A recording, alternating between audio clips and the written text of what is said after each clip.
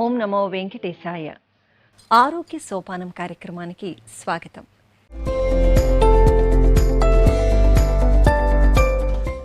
తిరుమల తిరుపతి దేవస్థానముల వారిచే స్థాపించబడిన శ్రీ వెంకటేశ్వర వైద్య విజ్ఞాన సంస్థ స్విమ్స్ హాస్పిటల్ నందు డిపార్ట్మెంట్ ఆఫ్ గైనకాలజీలో లాప్రోస్కోపీ సర్జన్గా ప్రత్యేక అనుభవం కలిగి 9 సంవత్సరాలుగా వైద్య రంగంలో విధులు నిర్వహిస్తున్నారు డాక్టర్ అఖిల గారు.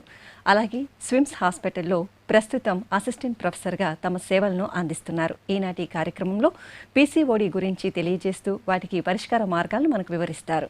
నమస్కారం డాక్టర్ గారు. నమస్కారం అండి. నమస్తే అందరికీ. ఓం నమో నారాయణాయ. మేడం, పీసీఓడి, పీసీఓఎస్, పీసీఓ అంటే ఏంటో తెలియజేస్తారా? పీసీఓ అంటే పాలీసిస్టిక్ ఓవరీస్ అనండి. పీసీఓడి అంటే పాలీసిస్టిక్ ఓవేరియన్ డిసీజ్ అని. పీసీఓఎస్ అంటే పాలీసిస్టిక్ ఓవేరియన్ సిండ్రోమ్ అని. సిండ్రోమ్ అంటే ఏంటంటే కొన్ని లక్షణాలంతా కలిస్తే ఆ ఫీచర్స్ ఒక పేషెంట్లో ఉంటే దాన్ని పీసీఓఎస్ ఒక సిండ్రోమ్గా చెప్తామన్నమాట. యూజువలీ ఓవరీస్కి ఒక ప్రాపర్ స్ట్రక్చర్ ఉంటుంది.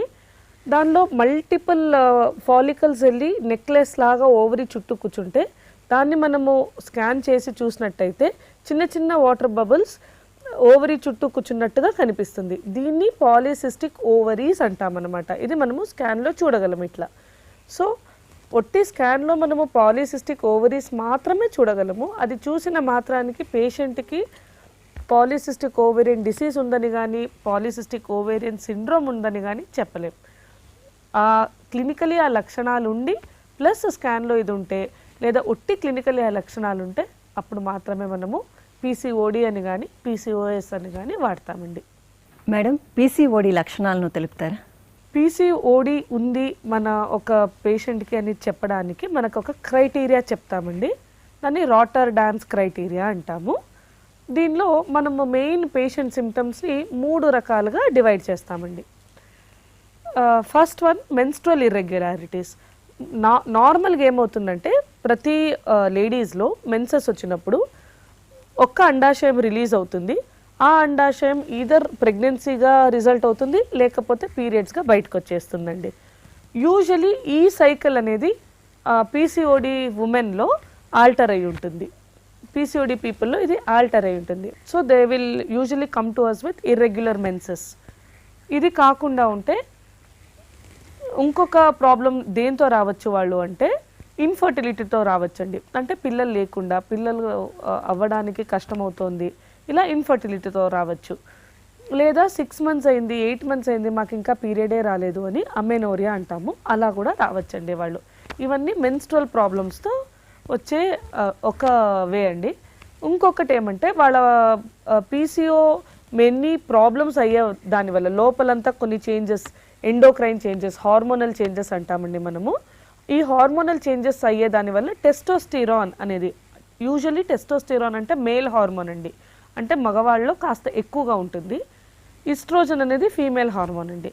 ఈ పీసీఓడి ఉమెన్లో ఏమవుతుందంటే ఈ టెస్టోస్టిరాన్ అనేది నార్మల్ కంటే కాస్త ఎక్కువగా ఉంటుంది.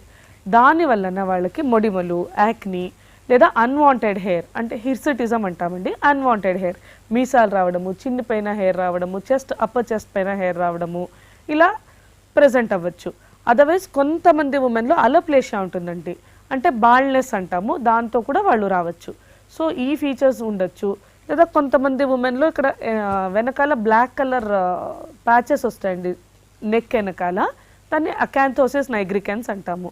సో ఈ ఏ లక్షణాలతో అన్న రావచ్చు. ఇంకా కొందరు ఏంటంటే స్కాన్ చేయించుకొని వస్తారు, ఏదో రీజన్కి స్కాన్ చేయించుకొని వస్తారు, మేడం మాకు పీసీఓడి ఉంది, మేడం మాకు పీసీఓడి అని ఇచ్చారు స్కాన్లోని వస్తారు. వాళ్ళకి మెన్సెస్ రెగ్యులర్గా ఉండి, వెయిట్ నార్మల్గా ఉండి, ఇంకేమీ అన్వాంటెడ్ హెయిర్ కానీ యాక్ని కానీ ఇవేమీ లేకపోతే వాళ్ళకి పీసీఓడి ఉన్నట్టు కాదండి. ఈ లక్షణాలతో పాటు స్కాన్లో కన్నా మనకి పీసీఓ పిక్చర్ కనిపించేదైతే అప్పుడు మాత్రమే ఈ మూడిట్లో ఏదైనా 2 లక్షణాలు ఉన్నప్పటికీ మనము వాళ్ళకి పీసీఓడి లేకపోతే పీసీఓఎస్ ఉంది అని పరిగణిస్తాం. మేడం, చిన్న వయసులో ఏదో ఒక విషయానికి స్కానింగ్కి వెళ్ళినప్పుడు పీసీఓడి అని వస్తే భయపడతారు అంటున్నారు కదా, అది చిన్న వయసులో పీసీఓడి వస్తే అంత భయపడాల్సిన విషయమేనా? యూజువలీ పీసీఓడి అని మనం స్కాన్లో చెప్పాలి అంటే పాలీసిస్టిక్ ఓవరీస్ అని దానికి కొన్ని లక్షణాలు ఉండాలండి. ఒక 10 నుంచి 12 ఫాలికల్స్ నెక్లెస్ అరేంజ్మెంట్లో, 12 కంటే ఎక్కువ ఫాలికల్స్ నెక్లెస్ అరేంజ్మెంట్లో, ఇంకా ఇప్పుడు మనం చెప్పాలంటే మోర్ దెన్ 20 ఫాలికల్స్ అంటామండి, అరౌండ్ ద ఓవరీ ఇలా నెక్లెస్ లాగా అరేంజ్ అయ్యి ఉంటాయి. ప్లస్ ఓవరీ సైజ్ కొంచెం పెరుగుంటుందండి, లైక్ 10 సెంటీమీటర్ క్యూబ్ కంటే పెరుగుంటుంది. అలా చూసినప్పటికీ మనము దాన్ని పాలిసిస్టిక్ ఓవరీస్ అంటాము. బట్ పాలిసిస్టిక్ ఓవరీస్ అనే స్కాన్లో ఇచ్చిన మాత్రానికి ఆ పిల్లలకి పాలిసిస్టిక్ ఓవేరియన్ సిండ్రోమ్ ఉండాలి అని లేదండి. వాళ్ళకి పీరియడ్స్ రెగ్యులర్గా అవుతుంది, వాళ్ళకి ఇలా అన్వాంటెడ్ హెయిర్, మొడిమలు, ఒబేసిటీ, ఓవర్ వెయిట్ అవేమీ లేదు, మంత్లీ కరెక్ట్గా పీరియడ్స్ వస్తుంది. అలా ఉన్నప్పుడు మనము ఇదొక మార్ఫాలజీ మాత్రమే, అంటే ఇదొక కనిపించిన ఒక ఫైండింగ్ మాత్రమే. ఆ పాపకి లేదా ఆ స్కూల్ పిల్లలకి మనకి పాలిసిస్టిక్ ఓవేరియన్ డిసీజ్ ఉంది అని మనము భయపడాల్సిన అవసరం లేదండి. మేడం, పీసీఓడి వల్ల మెడ మీద నల్ల మచ్చలు వస్తాయన్నారు కదా, అది ఎందుకు వస్తాయో తెలియజేస్తారా? స్కిన్ థిక్ అయ్యి బ్లాక్ కలర్గా అయిపోతుందండి కొందరికి, మెడ మీద back side nape of the neck అంటామండి. దాన్ని మనము అకాంథోసిస్ నైగ్రికాన్స్ అంటాము. యూజువల్లీ అది ఎవరికి ఉంటుందంటే ఒబేసిటీ ఉన్న వాళ్ళకి ఉంటుంది, అంటే ఎక్కువ weight, over weight and obesity ఉన్న వాళ్ళకి ఉంటుంది. మనము యూజువల్లీ ఇంట్లో ఏమనుకుంటారంటే చైన్కి రియాక్షన్ అయింది, లేదా దేనికో రియాక్షన్ అయింది, లేదా నీట్గా క్లీన్ చేసుకోలేదు దానివల్ల వచ్చింది అని అనుకుంటారండి. కాదండి, అది that is because of over wait and PCOS. ఇది ఒక లోపల ఒక బయోకెమికల్ చేంజెస్, ఎండోక్రైన్ చేంజెస్ అవుతాయండి. దాని వలన ఈ స్కిన్ చేంజెస్గా వస్తాయి. అది ఏ క్రీమ్తో తగ్గదు, దేంతో తగ్గదండి. యూజువలీ బరువు తగ్గాలి, ఈ లోపల ఉన్న హార్మోనల్ మిల్యూ నార్మల్ అవ్వాలి, అప్పుడు అది నార్మల్ అవుతుందండి. That is because of excess pigmentation and skin thickening అండి. డాక్టర్ గారు, పీసీఓడి వల్ల ఎదురయ్యే సమస్యల గురించి వివరిస్తారా? ఓకే, నిజంగానే ఒక మహిళకి మనం పీసీఓడి ఉంది అంటే ఇది ఒక డిసీజా, దీనికి ఒక క్యూర్ ఉంటుందా? ఇది క్యూర్ అని యాజ్ సచ్ ఉండదండి, ఇది ఒక లైఫ్ స్టైల్ డిసార్డర్. దేనికి వస్తుందంటే మెయిన్లీ లైఫ్ స్టైల్ డిసార్డర్. ఇప్పుడు మనము మన ప్రీవియస్ జనరేషన్స్ కంపేర్ చేస్తే మనం అందరూ సెడెంటరీ లైఫ్ స్టైల్ అండి. మనం చాలా తక్కువ నడుస్తాం, చాలా తక్కువ ఫ్లెక్సిబిలిటీతో ఉంటాం. మనం మోస్ట్ ఆఫ్ ద టైం మనందరి ప్రొఫెషన్స్ సెడెంటరీ లైఫ్ స్టైల్ అండి. ఇంకా పిల్లలకి అడిగారా, పిల్లల్ని చూసారా, పొద్దు నుంచి రాత్రి దాకా స్కూల్ అండి. స్కూల్లో ఏం చేస్తారు, కూర్చునే ఉంటారు, పాఠాలు వింటూనే ఉంటారు. సో చాలా తక్కువ ఎక్సర్సైజ్ కానీ ఫిజికల్ మూమెంట్స్ కానీ ఉంటాయండి. So this is called sedentary lifestyle. దీని వలన అండ్ మనం హెల్దీ ఈటింగ్ లేకుండా వలన మనం ఓవర్ వెయిట్ అయ్యి there are certain changes in the body. ఇవన్నీ ఇచ్చే ఒక లైఫ్ స్టైల్ డిసార్డరే పీసీఓడి అండి. అండ్ చాలా అసోసియేషన్ చూస్తే పీసీఓడి ఒబీస్ వాళ్ళలోనే ఉంటుంది, థిన్ వెయిట్ వాళ్ళలో కూడా ఉండొచ్చు, బట్ అది తక్కువ. అలా అని లీన్ పీపుల్కి ఉండదా మేడం పీసీఓడి అంటే ఉండొచ్చు, chances are there. But association with over weight and obesity కాస్త ఎక్కువ అండి, లీన్ అసోసియేషన్ కంటే కూడా. సో మీరు అడిగినట్లుగా మనము భయపడాలా మేడం అంటే భయపడాల్సిన అవసరం లేదండి, బట్ తెలుసుకోవాలి. ఏమంటే ఇది ఒక లైఫ్ స్టైల్ డిసార్డర్, దాని వలన ఈ లోపల అయ్యే మెటబాలిక్ చేంజెస్, ఎండోక్రైన్ చేంజెస్ వలన సో ఇవన్నీ ప్రాబ్లమ్స్ వచ్చే ఛాన్సెస్ ఉంటాయి. అందుకని పీసీఓడి మనకి ఏమీ ప్రాబ్లం కాజ్ చెయ్యకపోయినా కూడా మనము వెయిట్, బికాస్ ఇవన్నీ ప్రాబ్లమ్స్ లేటర్ అర్లీగా వచ్చే ఛాన్సెస్ ఉంటాయి కాబట్టి దాన్ని కంట్రోల్ చేయడానికండి. మేడం గారు, పీసీఓడి ఉంటే పిల్లలు పుట్టడానికి కష్టమవుతుందా? ఇప్పుడు అవి కలిసి ప్రెగ్నెన్సీ వచ్చే ఛాన్సెస్ స్పాంటేనియస్లీ అంటే న్యాచురలీ వచ్చే ఛాన్సెస్ ఉంటాయి. హస్బెండ్తో సంబంధం చేయండి అని చెప్తాము, ఇప్పుడు ప్రెగ్నెన్సీ వచ్చే ఛాన్సెస్ ఉంటాయి. లేకపోతే సింపుల్ ట్రీట్మెంట్స్ లైక్ ఐయుఐలో కూడా పిల్లలు పుట్టే ఛాన్సెస్ ఉంటాయండి. సో పిల్లలు పుట్టకుండా ఉంటారా, ఇన్ఫర్టైల్ అవుతారా అనేది అందరిలో జరగదండి, జరిగే ఛాన్సెస్ ఉంటాయి, బట్ ఇట్ ఈస్ అరౌండ్ 20%. పీసీఓడికి పరిష్కార మార్గాలను తెలియజేస్తారా మేడం? ఇప్పుడు మనము చూస్తున్నాం అడలిసెంట్ ఏజ్ గ్రూప్లో, అంటే స్కూల్ గోయింగ్ కిడ్స్లోనే మనం పీసీఓడి చూస్తున్నాం. ఎందుకని మనం ఆల్రెడీ డిస్కస్ చేసినట్లుగా వాళ్ళకి చదువు టెన్షన్ ఎక్కువైపోయింది, స్ట్రెస్, పక్కింటోడికి ఇన్ని మార్క్స్ వచ్చినాయి, మనకింత రావాలి, ఇలా కాంపిటేటివ్ ఎన్విరాన్మెంట్లో ఉన్నాం.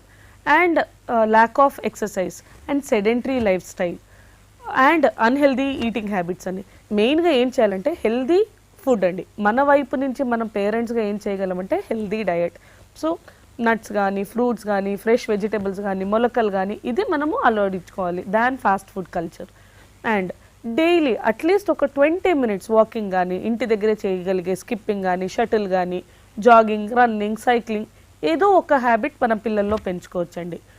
అండ్ సెడెంటరీ లైఫ్ స్టైల్ని దాని వలన కంట్రోల్ చేయొచ్చు. అండ్ వెయిట్ మన హైట్కి తగ్గట్టుగా నార్మల్ BMIలో ఉండేటట్టు చూసుకుని, ఓవర్ వెయిట్ ఒబీసో ఉన్న కిడ్స్కి అట్లీస్ట్ 5% వెయిట్ రిడక్షన్ చేయగలిగితే వాళ్ళ మెన్స్ట్రల్ సైకిల్స్ రెగ్యులర్ అవుతాయండి. ఈ PCOD కూడా బాగా ఆ హార్మోనల్ మిల్యూ కంట్రోల్కి వస్తుందండి. సో మెయిన్ థింగ్ ఇస్ మన లైఫ్ స్టైల్ మోడిఫికేషన్ అంటాము. డాక్టర్ గారు, చిన్న వయసులో PCOD ఎందుకు వస్తుందో వివరిస్తారా? PCOD అనేది ఒక కాంప్లెక్స్ డిసీజ్ అండి. ఇట్ ఈస్ మల్టీ ఫ్యాక్టోరియల్ అంటాము. దీనికి మెయిన్గా 2 రకాల సంబంధం ఉండొచ్చు. ఒకటి జెనెటిక్, ఇంకొకటి ఎన్విరాన్మెంటల్ అండి.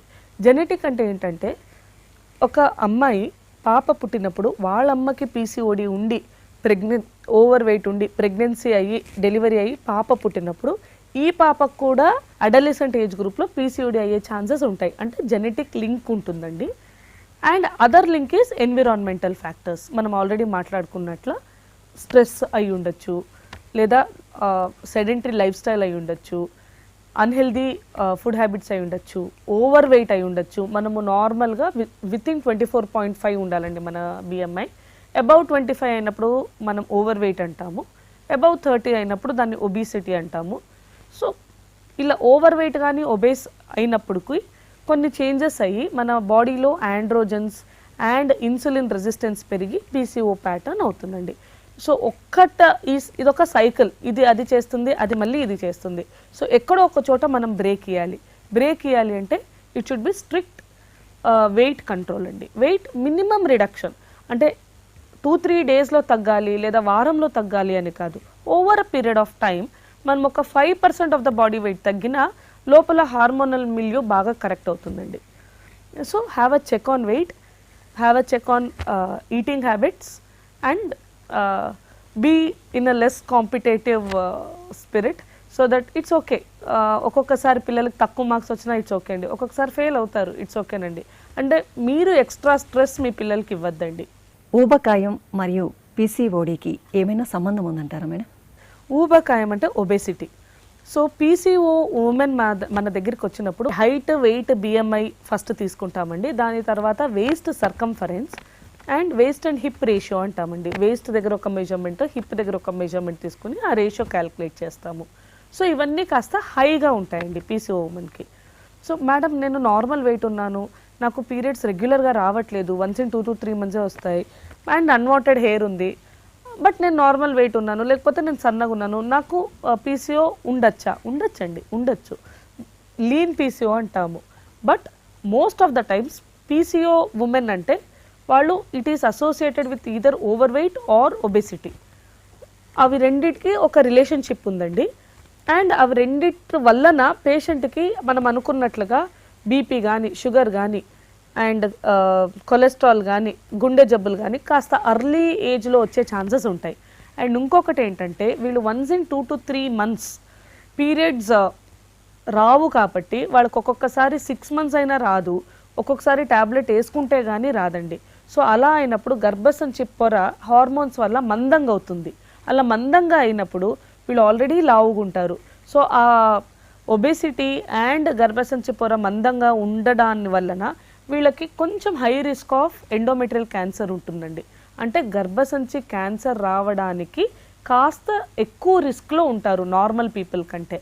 సో ఇది అవాయిడ్ చేయడానికి మనం ఏం చేస్తామంటే వెయిట్ రిడక్షన్ ఒకటి చెప్తాము. రెండోది ఎవ్రీ 3 months డేట్ రాకపోతే రావడానికి ట్యాబ్లెట్ వేసేసుకోండి అని చెప్తాము.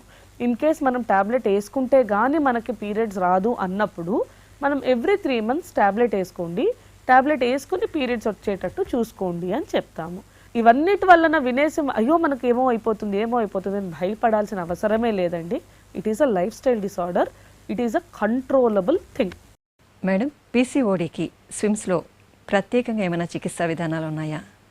మేము డయటీషియన్ అండ్ ఎండోక్రైనాలజిస్ట్ దగ్గరికి పంపించి మీకు మంచి డయట్ చార్టింగ్ ఇస్తాము, అండ్ లైఫ్ స్టైల్ మోడిఫికేషన్స్కి అడ్వైజ్ ఇస్తాము. అండ్ మెయిన్ ఏంటంటే ఇన్ఫర్టిలిటీ పీపుల్కి వాళ్ళు ట్రీట్మెంట్స్ తీసుకుని కూడా అవ్వలేదు అంటే మనకి ఆరోగ్యశ్రీ కింద లాప్రోస్కోపిక్ ఓవేరియన్ డ్రిల్లింగ్ అంటామండి. అంటే ఆ చిన్న చిన్న వాటర్ బబుల్స్ లాగా ఉన్నదాన్ని మనము పంక్చర్ చేస్తామన్నమాట. సో ఇది ఫస్ట్ స్టెప్ ఆఫ్ ట్రీట్మెంట్గా చేయమండి. మీరు ఇన్ఫర్టిలిటీ ట్రీట్మెంట్ తీసుకుని ఇన్ కేస్ ఆ ట్యాబ్లెట్స్ వలన అట్లా ఫెయిల్ అయినప్పటికీ కొందరికి ఎల్హెచ్ అనే హార్మోన్ చాలా ఎక్కువ ఉంటుందండి పీసీఓడిలో. అదొక హార్మోనల్ ప్రాబ్లం.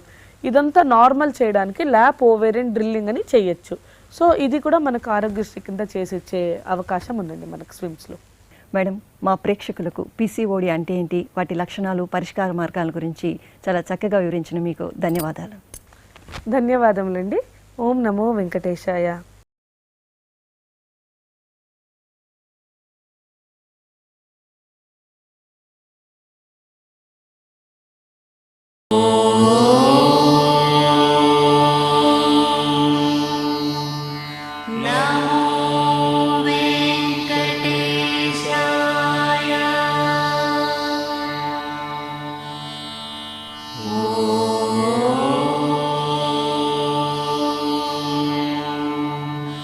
Namo